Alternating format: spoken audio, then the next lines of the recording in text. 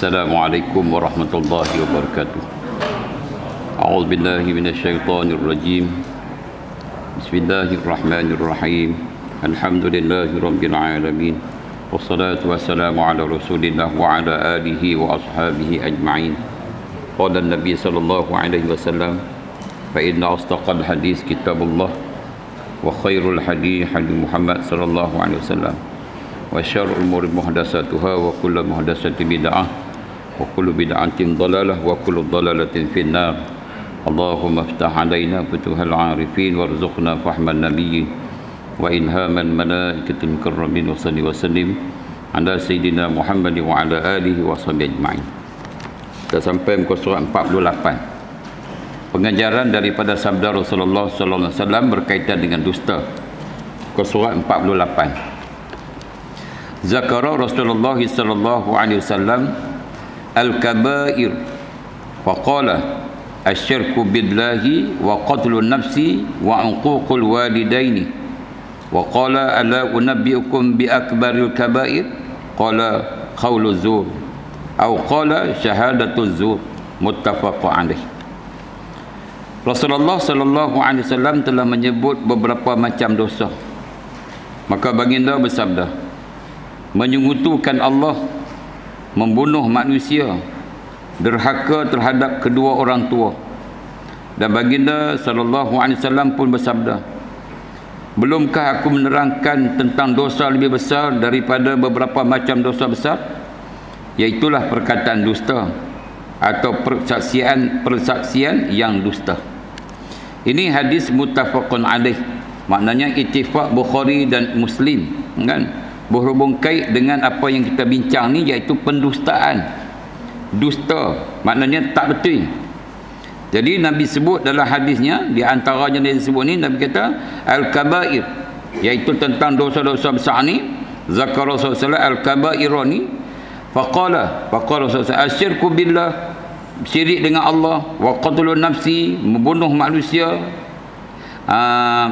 bighairil haq, dengan tidak sebenarnya, wa uququl walidain, derhaka mak bapak. Kemudian Nabi kata ala unabbiukum bi akbaril kaba'ir, adakah tidak aku menceritakan kepada kamu tentang dosa yang paling besar sekali?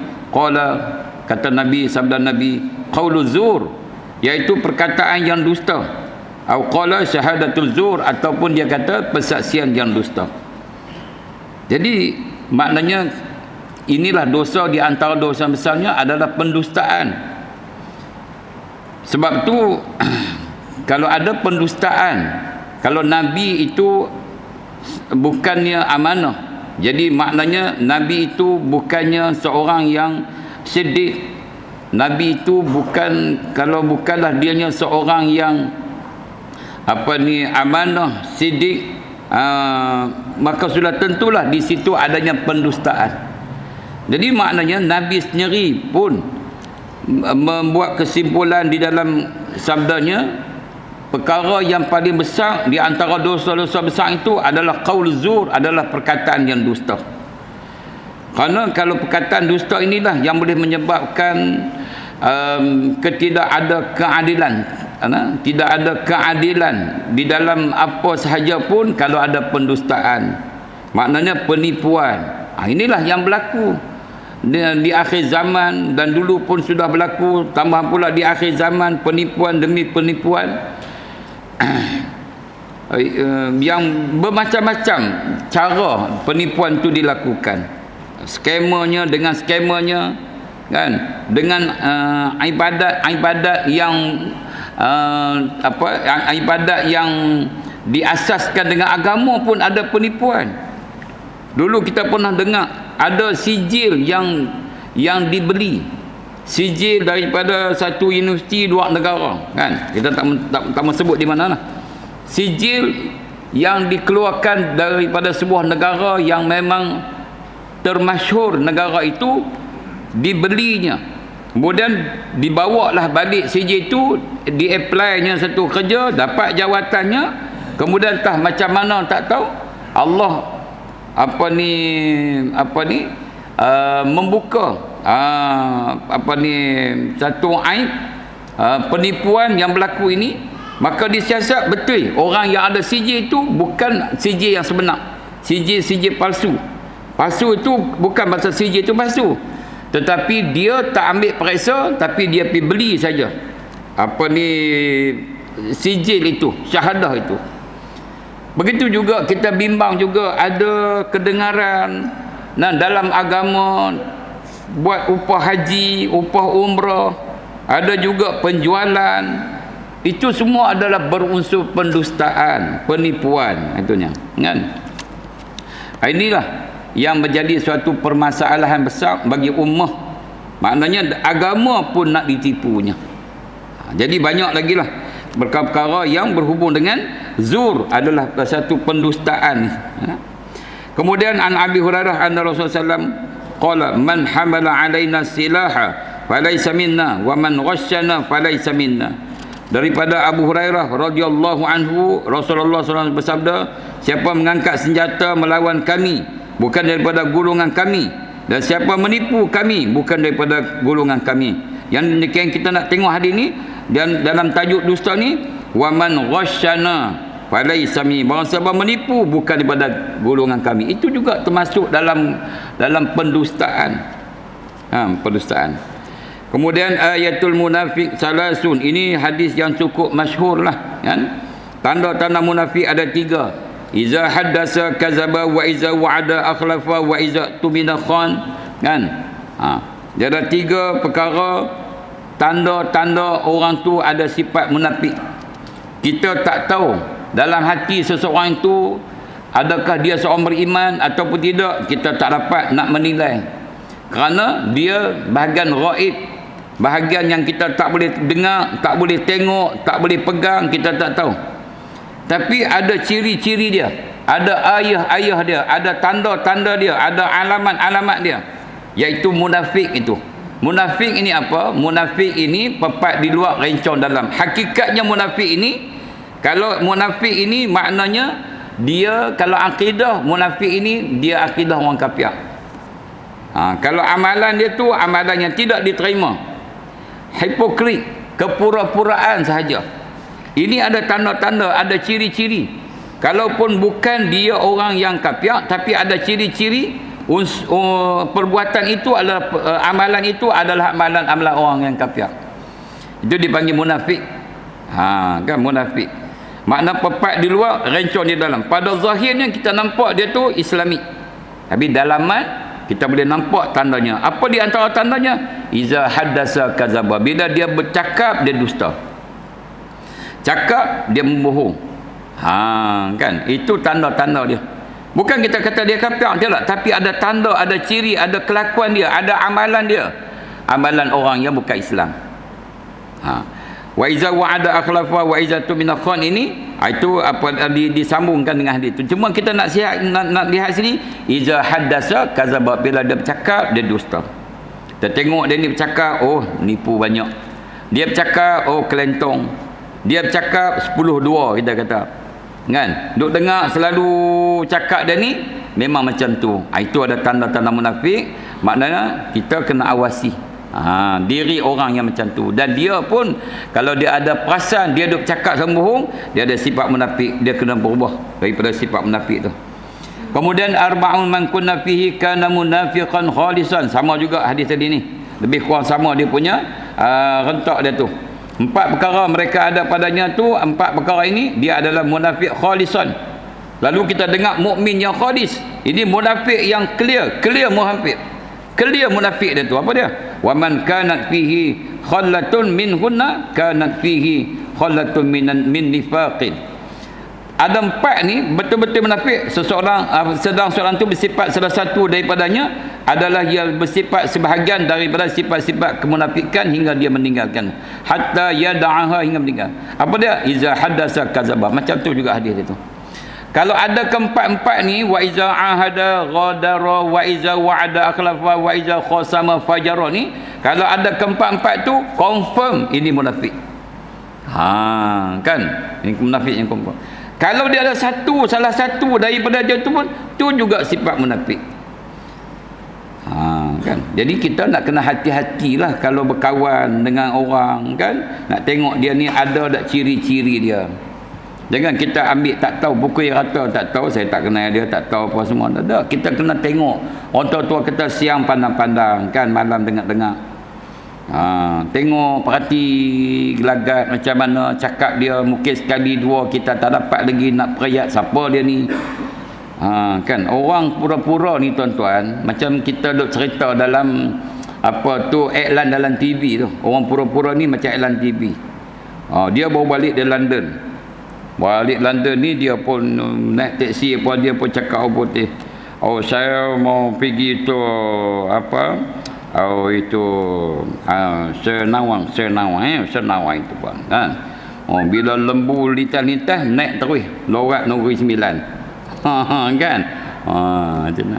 Ada satu cerita dulu ni. Belah kampung saya lah, belah kampung saya tu petani, orang petani. Petani ni cakap mu gena apa semualah. Kan. Depa pergi Kuala Lumpur. Kan, rombongan budak-budak sekolah lah pergi Kuala Lumpur. Jadi budak-budak ni pun bila sampai Kuala Lumpur pun panggil dah cikgu, mari kita bergambar. Kan? Nak cakap Kuala Lumpur lah kononnya tu. Kuala Lumpur pun tak cakap macam tu kan. Jadi macam itulah. Jadi maknanya mungkin sekali dua kita tak kenal dia. 3 kali tak kenal, 4 kali. Mungkin lama kelamaan kita tahu dah. Dia ni ada ciri-ciri dia ataupun tidak. Kalau ada ciri-ciri dia tu, hati-hatilah.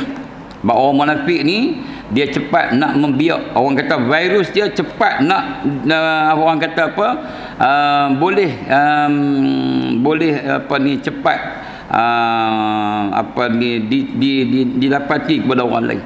Tapi kalau tentang iman, amal, ibadatnya ni susah. Kita kawan dengan orang alim ni puluh tahun, belum tentu lagi kita dapat beramal macam orang alim. Tapi kalau kawan orang fasik seminggu je, 2 minggu je, lama-lama apa ni, lama sikit pun sebulan je, dan tiru langsung perangai orang munafik ni. Tu kena jaga hati-hati semua. Kemudian lagi baginda bersabda lagi, kita cepat-cepat sama dia punya ayat tu lebih kurangnya. Qala Rasulullah SAW, laisal kazzabu allazi yuslihu bainan nasi wa yaqulu khairan wa yumni khairan. Muttafaq alaih. Kemudian Rasulullah bersabda, bukankah seorang pendusta itu orang yang mendamaikan sengketa antara manusia, maka dengan itu menimbulkan kebaikan atau berkata baik? Kan Nabi kata, laisal kazzabu allazi yuslihu bainan nasi wa yaqulu khairan wa yumni khairan. Telah bersabda, bukanlah seorang pendusta orang yang mendamaikan sekitar manusia, maka dengan tindak itu menimbulkan kebaikan atau berkata baik. Lalu orang nak kata tipu sunat. Kan kita tipu sunatnya. Jadi makna bukan tipu sunat, ini dia disebut sebagai helah. Kan tipu tak ada sunat, melainkan kalau kita didesak, kalau kita diancam, kita bolehlah bercakap dalam keadaan berdusta, tetapi bukanlah di hati tapi di mulut. Diancam tu dusta, itu bagi orang yang lemah iman. Tapi bagi orang yang kuat iman, kan dia tetap juga mengata yang benar walaupun nyawa dia terancam. Bagi orang yang tidak kuat iman, lemah iman, orang katakan ada iman tapi lemah umpamanya, maka dia berkata itu hanya di mulut tapi tak sampai di hati. Itu nama dia satu helah. Helah. Ini selalu berlaku kepada ulama-ulama dulu tuan-tuan. Sebab dia ada di kalangan raja-raja dulu yang zalim, yang kira kalau tak mau ikut dia akan pancung, dia akan bunuh, dia akan penjara, macam-macam lah kan. Kemudian wa fi riwayatin Muslim an Ummi Kulsum. Dia baca Ummi Kulsum. Dia tak baca Kalsum, Ummi Kulsum. Walam asma' yurakhasu fi syai'in mimma yaqulun nas kazibun illa fi salasin apa dia, al-harbu wal islahu bainan nasi wa hadithur rajuli imra'atahu wa hadithul mar'ati zawjaha. Telah berkata Ummi Kulsum, saya tidak mendengar Rasulullah mengizinkan berdusta kecuali dalam 3 perkara. Dalam peperangan boleh helah, nama dia helah. Memperbaiki sengketa manusia serta pembicaraan antara suami isteri. Makna nak berdamaikan antara suami isteri ni. Jadi boleh ada hidahnya tu. Kan? Dan baginda juga bersabda, la yahillu limri'in yabi'u sil'atan ya'lamu anna biha da'an illa akhbarahu. Tidak dihalalkan bagi seorang muslim menjual barang dagangan yang diketahuinya cacat, dusta, kecuali apabila dia telah memberitahukan terlebih dahulu kepada calon pembeli tu. Dia kata yang ni, kain ni tak elok. Macam Imam Malik. Imam Malik dia kata kepada pembantu peniaga dia kata kain ni cacat sikit, nanti kalau orang mai beli habaq cacat dia, kamu bagi harga murah katanya. Bila orang mai beli, yang pembantu dia tak bagi tahu, dia jual dengan harga biasa, bukan harga murah. Maka Imam Malik cek balik, ni mana kain yang cacat ni yang tak elok. Dia kata saya jual dah. Berapa harga kamu jual? Kalau saya harga jual biasa. Kamu pergi cari balik orang tu, bagi balik duit kat dia, pergi cerita balik kecacatan dia. Tu dia Imam Malik, kan? Maknanya dia tak mau ada pendustaan di dalam penjual, jual beli tu tak mau. Kemudian baginda juga bersabda, inna min afral fira ay yuriya an ainahu ma lam tara. Pembohongan pada dahsyat ialah seorang tu mengaku bahawa ia telah melihat sesuatu yang sebenarnya ia tidak pernah melihat. Ini dia tak tengok tapi dia kata dia tengok. Itu juga satu pembohongan. Kemudian amarana Rasulullah SAW an nahsu fi wujuhil maddahin fi wujuhil maddahin turab, rawahu Tirmizi. Rasulullah SAW memerintah kepada kami supaya mencampakkan pasir ke muka orang-orang yang gemar memuji. Muji apa ni? Memuji perkara yang dusta. Puji. Kita jangan layan sangat kalau orang puji kita. Yang pertama sekali, kalau kita tengok dalam kitab Penawar Bagi Hati, bila orang yang kena puji ini, maka kadang-kadang dia terlupa bahawasanya yang dia itu tidak sempurna seperti mana orang yang puji dia. Dia tak sempurna. Cuma pujian itu mungkin datang itu bukan dengan keikhlasan. Yang keduanya, orang yang kena puji ni kadang-kadang dia menganggap diri dia cukup sempurna dah. Jadi dia tak perlu nak tokok tambah dah. Itu sajalah. Kalau amalan tu saja. Kalau perbuatan tu saja. Ini amat merugikan, kerana kita sebagai orang biasa ini, maknanya ada lagi tangga-tangga yang kita boleh naik untuk mengangkatkan darjat kita, untuk menjadikan ibadat kita lebih berkualiti. Ni yang ada ni bukan lagi berkualiti, tak berkualiti, tapi orang dah puji, kadang-kadang kita lupa dengan pujian tu, kita kat tu je. Kita tak ada nak tokok tambah, nak belajar lagi ke umpamanya, nak bagi cantik lagi ke apa benda yang kita buat. Sebab orang dah puji. Itu maknanya satu perkara yang tidak baik bagi orang yang kena puji. Kemudian wailul lillazi yuhaddisu bil hadisi liyudhika bihil qauma fayakziba wailul lahu. Celakalah orang yang kerana ingin ditertawakan orang lalu berbicara bohong. Celakalah orang itu. Dia buat satu kisah supaya orang ketawa, sedangkan kisah itu adalah kisah pembohongan.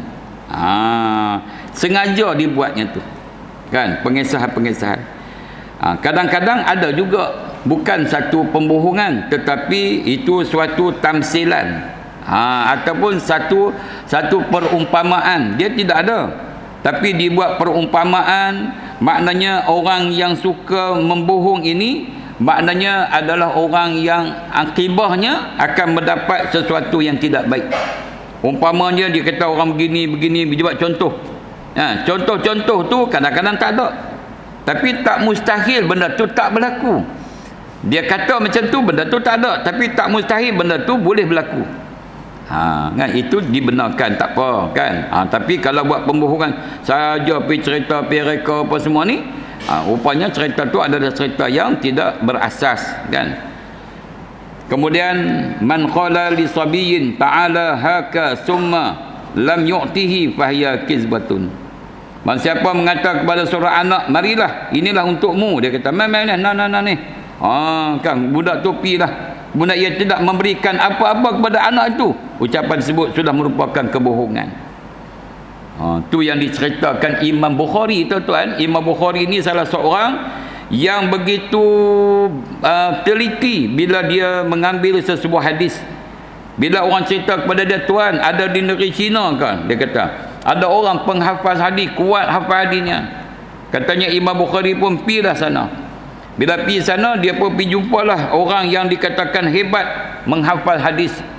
Maka Imam Bukhari pun tengok dia sedang bagi makan unta katanya. Kemudian dia nak dia nak naik unta tu.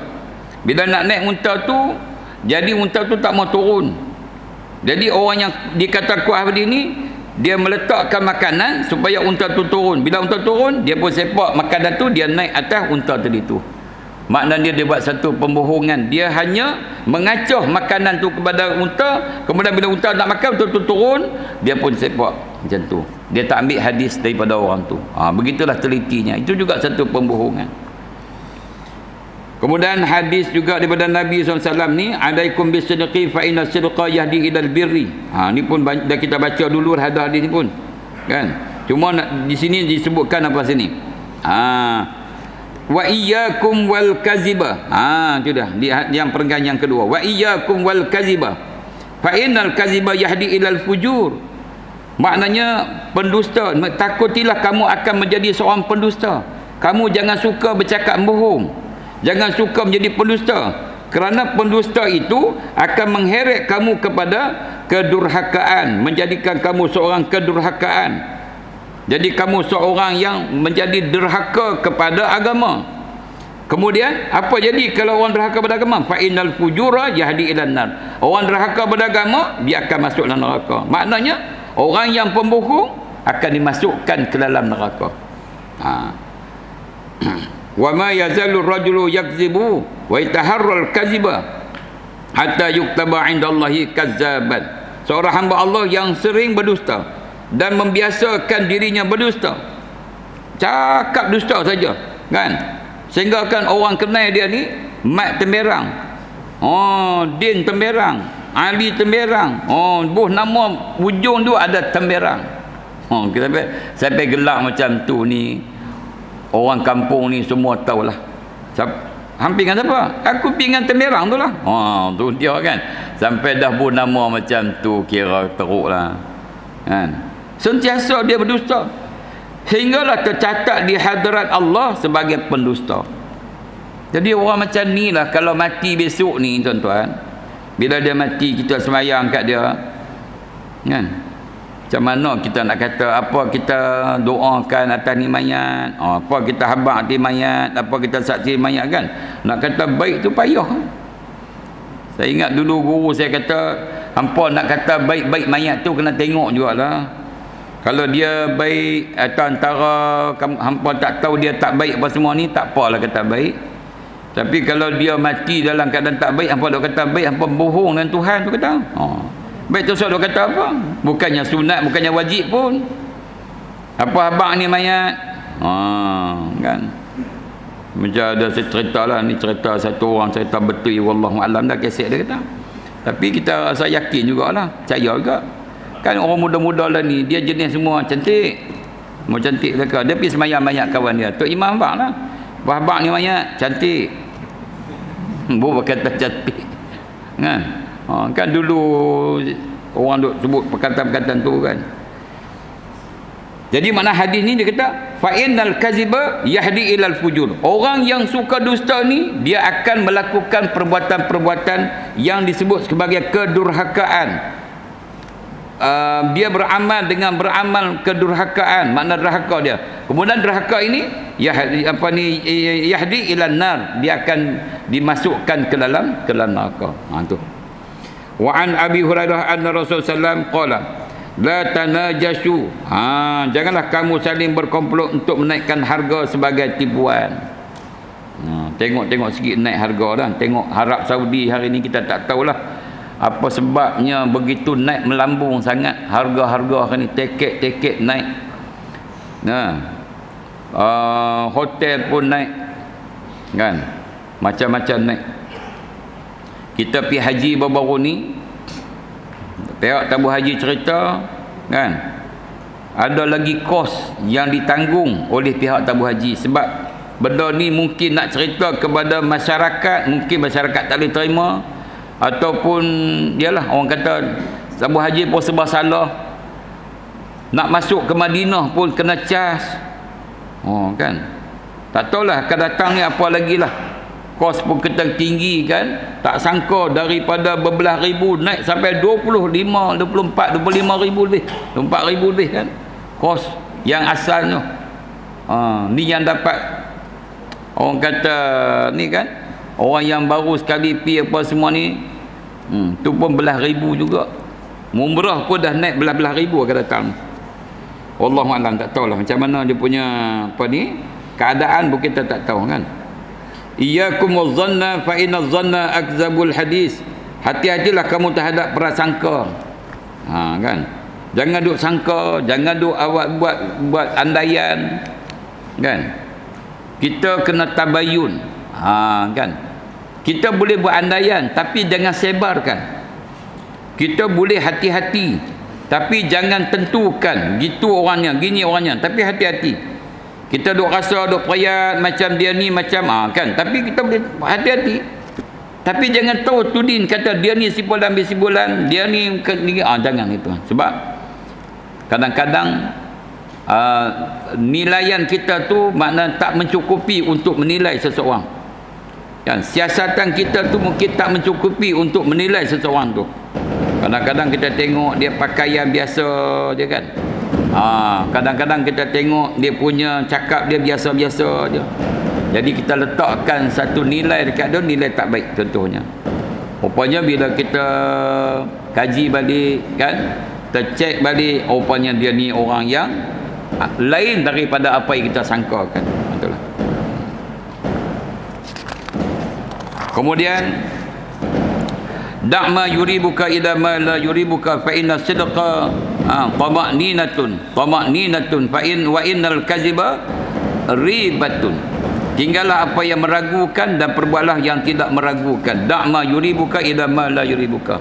Benda yang ragu, makanan kita tengok ragu, kan, dosa. Kita ambil yang sebaiknya, benda-benda yang kita yakini elok, bagus, kan. Kita tengok semalam rancangan TV My Halal tu, dicerita kali Pak Ali Panel tu, dia kata dalam penyembelihan tu, dia kata nak kena ada apa ni, ada tiga apa dia kata, tiga step lah nak kena jaga. Masa ayam tu nak disembelih, pastikan ayam tu ada hayat mustaqirah, dia kata. Nak sembelih tu mesti ada hayat mustaqirah. Maknanya boleh dia ada mengelupak. Lepas dia di apa tu, apa stem ke apa, tak tahulah ni di kan tembak tu. Kan. Nak bagi dia jangan mengelupak sangat, kan. Mesti ada mustaqirah.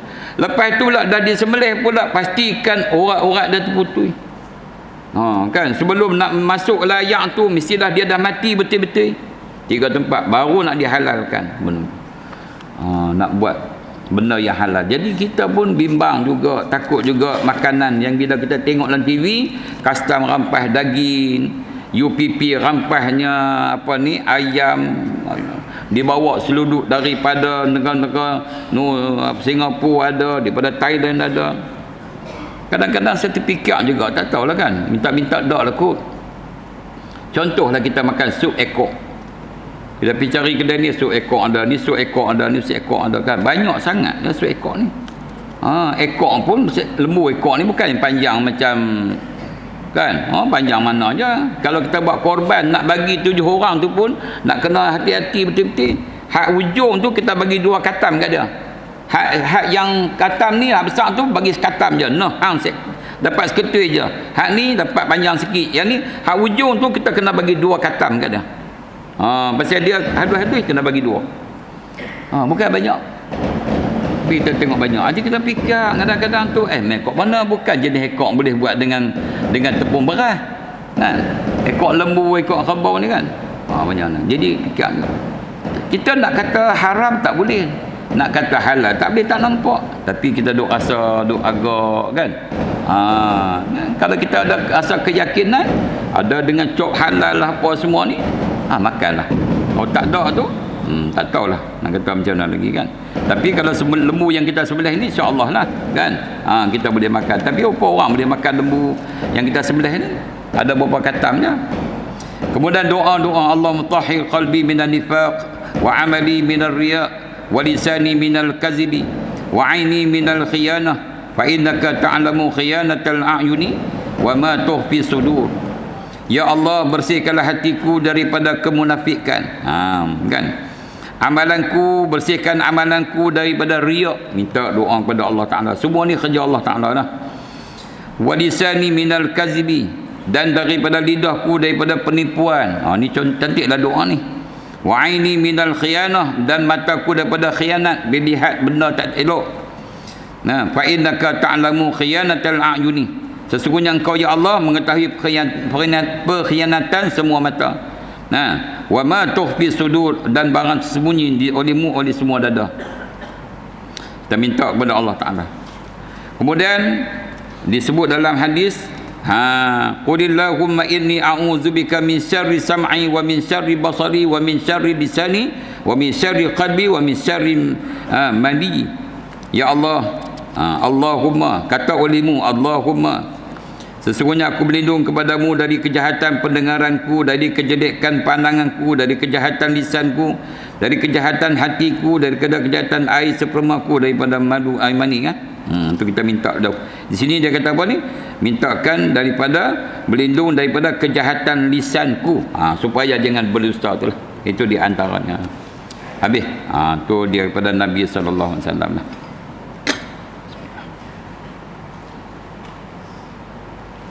Kemudian kita masuk satu lagi tajuk yang bagus juga ni untuk kita renung bersama, iaitu berkenaan dengan bakhil.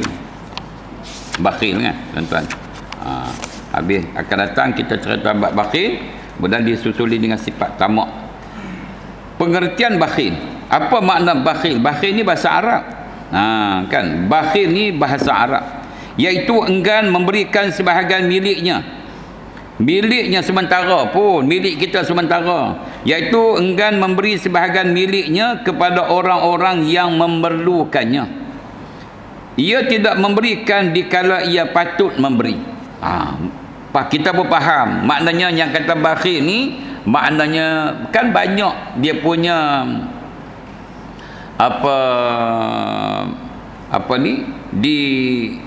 istilah pepatah, kata bakhil, kedekut, tak hidung masin, genggam tak kiri, ada lagi macam-macam lagi kan.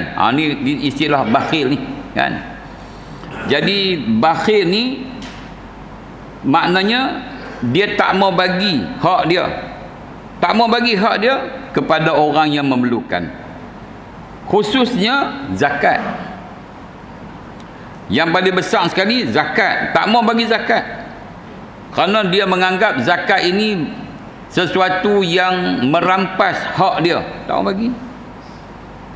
Kan, dia sanggup pi bagi, bukan zakat, tapi dia pi bagi dekat yang sama jugalah kan. Dia pi kepada lembaga hasil negeri, dia pi bagi sana. Zakat dia tak bagi. Kan, bagi zakat kita boleh potong daripada zakat tu. Kalau kata besok ni mari kepada kita ni kan, pihak-pihak yang orang kata kan, kita boleh claimkan dengan resip zakat kita tu boleh. Kita ada dua. Bagi orang bukan Islam tak apalah, dia bayarlah hasil kan. Tapi kita ni dia lah zakat, boleh. Tak mau bagi, yang nu takut didenda. Zakat pula juga boleh didenda kan. Kan, orang tak mau bagi zakat ada section dia. Islam mengajar bahawa harta benda serta apapun yang ia miliki, itu Islam punya pengajaran, yang dia miliki hakikatnya adalah milik Allah. Itu sebenarnya pun. Jangan duk kata kereta kita, duit kita, emas kita, kasut kita, apa semua tak. Kita ni semua dalam kurungan je. Kita, bukan hak kita. Bukan hak kita punya. Kan? Adalah milik Allah yang hanya diamanahkan kepadanya. Diamanahkannya. Diamanah tu maknanya kita ni adalah orang yang Allah bagi kepada kita untuk kita hebahkan kepada orang lain. Sama ada dengan cara zakat, sama ada dengan cara sedekah, sama ada dengan hebah, sama ada dengan hadiah. Apa saja kita bagi kepada orang tu. Apa nama bagi tu? Saya bagi zakat. Ni kepada mak ayah. Kan. Mak ayah ni saya bagi hadiah. Ni orang miskin ni kan, saya bagi sedekah umpamanya. Ni si kaya ni kita bagi hebah, hadiah. Boleh? Tak ada masalah. Maknanya milik kita, kita bagi. Kan? Orang miskin, orang fakir, orang yang gharimin, orang yang ada asnah 8 tu kita bagi sebagai zakat ke dia. Ada kita bagi sebagai tak cukup haul, tak cukup nisab, kita bagi dia sebagai sedekah orang miskin. Dan sesungguhnya pada harta benda seseorang itu terdapat milik orang lain. Kan? Ada pada kita tapi hak orang. Nabi satu ketika bila semayang, selepas semayang Nabi teringat ada harta fik, ada harta yang dirampas daripada orang kafir, tetapi bukan dengan cara peperangan. Adalah rumah Nabi. Nabi lepas beri salam, Nabi terus pergi ambil, Nabi pergi bagi kepada haknya. Nabi kata tak layak harta orang ni duduk dalam rumah aku, dia kata. Itu dia. Dan oleh sebab itu wajib sebahagian daripada harta itu dikeluarkan oleh mereka yang memilikinya. Kita tengoklah ada orang mau ada orang tak yang memerlukan, atas nama apa perlu dia tu, bagilah. Cuma mungkinlah kita kan, tuan-tuan kan, mungkin kita ada benda macam tu.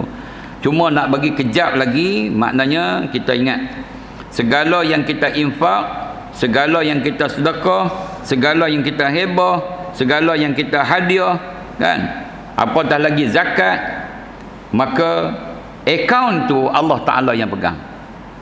Tak perlulah kita gusar, tak perlulah kita duk ingat ni Allah Ta'ala besok dia tahu tak ni. Dah Allah Ta'ala tahu. Allah lebih mengetahui.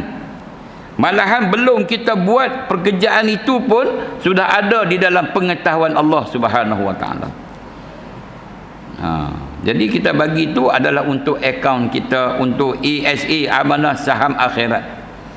Kita kena tanam semangat macam tu.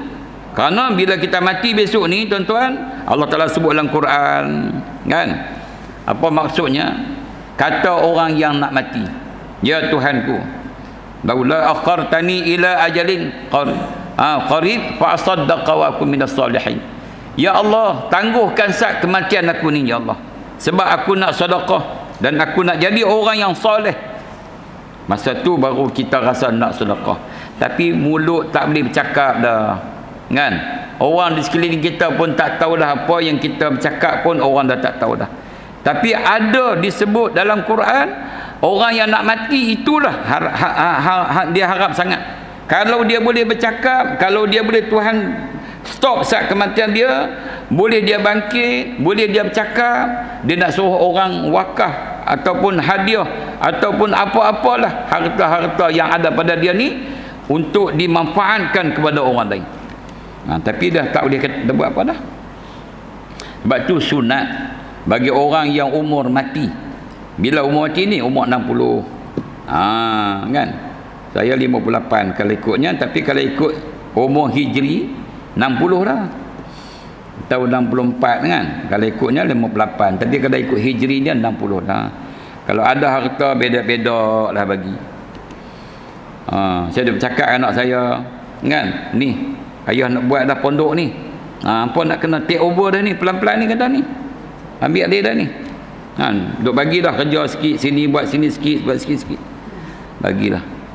Umur 60 ni umur mati. A'maru ummati baina 60 ila 70, umur umatku di antara 60 70. Jadi makna kalau kita ada harta yang banyak, bedok siap-siap. Bedok sikit-sikit apa semua. Sebab kita bimbang, takutlah. Kan. Kalau kita meninggal besok ni ada penyesalan kerana tak sempat lagi kita nak wakaf, tak sempat lagi kita nak zakat. Mungkin kalau ada anak yang soleh, alhamdulillah. Itu pun ada perbahasan ulama. Kalau kita dah mati tu, adakah harta itu boleh manfaat kepada diri kita tu?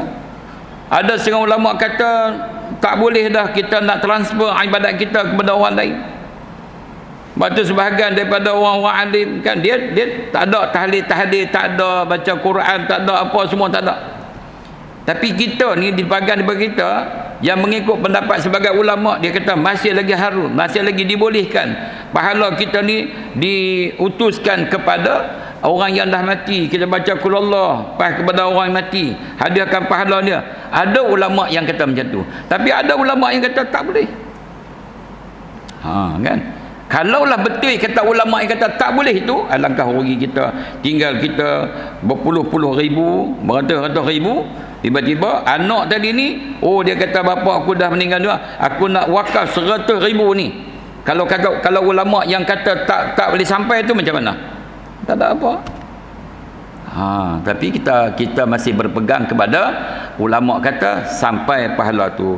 Ini wakaf ini, duit ini sebanyak RM1,000 wakaf daripada arwah ayah saya.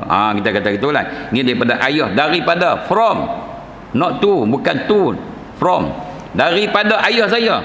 Nah, RM100 saya wakafkan ke masjid. Kan buatlah apa saja. Ini pembinaan masjid, nah wakaf RM1,000 daripada mak saya, daripada ayah saya, daripada tok wan saya. Habaklah siapa pun, bos 1,000 je, habak sampai 10 orang. Boleh juga macam tu kan. Boleh. Kita masih lagi berpegang kepada ulama yang kata boleh. Tapi ada ulama yang kata tak boleh.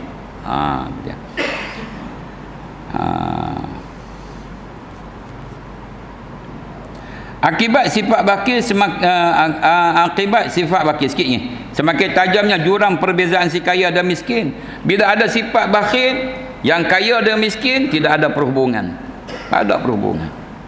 Yang bakhil dengan bakhil, yang bakhil dengan yang bakhil dengan bakhil dia, yang si kaya dan kaya dia, yang miskin dengan si miskin, tidak ada perhubungan. Sedangkan kalau kita tengok hikmahnya dibaginya zakat fitrah pada hari raya, pada pagi raya itu afdalnya tu kerana nak merayakan sama-sama. Orang kaya nak raya, orang miskin nak raya hari itu, maka hari pagi raya itulah yang afdal dibaginya zakat.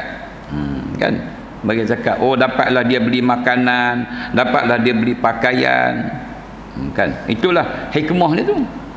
Kalau zakat, selalu merasa takut akan hilang dah habisnya kekayaan dimiliki. Dia duk rasa aku ni duduk di bank, duduk di sini, tak mau bawa keluar apa semua ni. Dia kali-kali dia apa? Kali-kali orang bakhil apa? Dia kata aku ni bila simpan, musuh masa tua besok ni, maknanya aku senang. Sebab simpan 400,000, masa tua besok ni aku senang, tak biar kerja apa dah. Dia tak tahu masa tua dia besok ni, semua yang ada anggota-anggota di anggota di badan dia semua dah kira kena overhaul.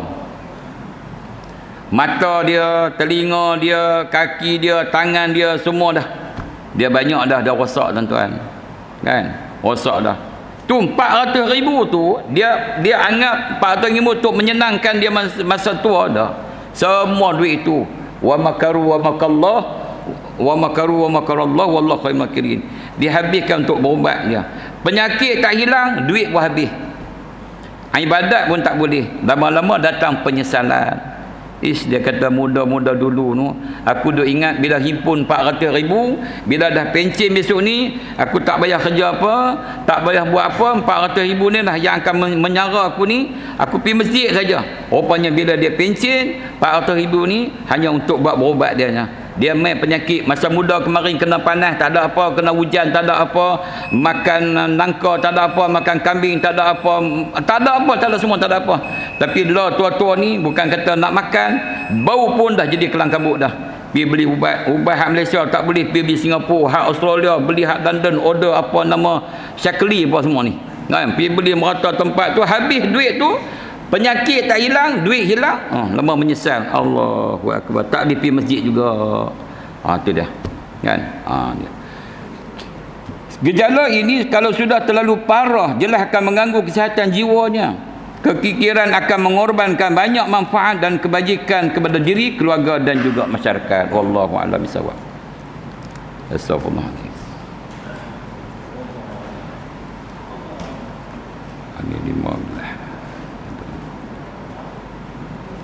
A'udzu billahi minasyaitonir rajim. Bismillahirrahmanirrahim. Alhamdulillahi rabbil alamin wassalatu wassalamu ala Rasulillah wa ala alihi wa sahbihi ajma'in. Allahumma ighfir lana dhunubana wa liwalidina wa limasyayikhina wa li jami'il muslimina wal muslimat wal mu'minina wal mu'minat al ahya'i minhum wal amwat bi rahmatika ya arhamar rahimin. Allahumma ij'al jam'ana hadza jam'an marhuma wa tafarruqana min ba'dihi tafarruqan ma'suma. Rabbana atina fid dunya hasanah wa fil akhirati hasanah wa qina adzabannar. Wa sallallahu wasallam ala sayyidina Muhammadin wa ala alihi washabbihi ajma'in walhamdulillah.